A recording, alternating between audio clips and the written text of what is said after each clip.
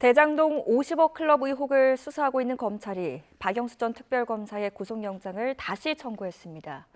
검찰은 박 전 특검이 딸과 공모해서 11억 원을 받았다고 보고 청탁금지법 혐의를 추가해 법원의 판단이 주목됩니다. 김혜린 기자입니다. 검찰이 50억 클럽 의혹 핵심 피의자인 박영수 전 특별검사의 신병 확보에 다시 나섰습니다. 첫 구속 시도가 불발된 지 한 달 만입니다. 진실은 곧 밝혀질 거로 저는 확신합니다. 자, 감사합니다. 주변인들은 혐의 인정하시는데 여전히 우리은행에 영향에 혼자하신 적 없으십니까? 없습니다. 앞서 검찰은 박 전 특검이 우리은행 이사회 의장으로 있으면서 대장동 일당을 돕는 대가로 거액을 약속받고 실제 8억 원을 받았다고 보고 구속영장을 청구했습니다.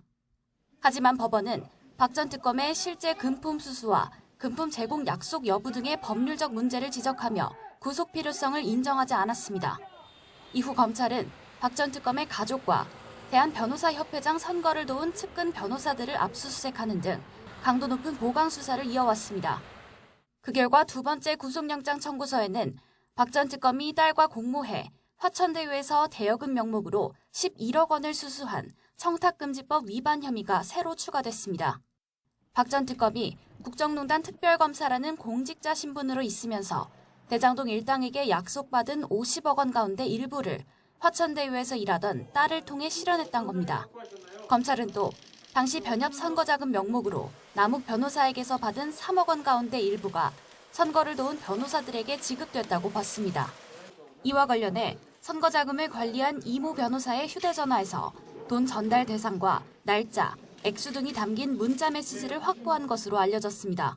검찰 관계자는 보강 수사를 통해 혐의 전반에 대해 구체적으로 입증했다며 구속 사유가 명확히 존재한다고 강조했습니다.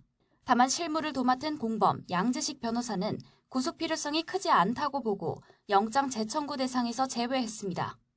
앞서 법원은 박 전 특검이 금품을 실제로 받았거나 약속했는지에 다툼의 여지가 있다며 검찰이 구성한 혐의 자체에 의문을 제기했습니다.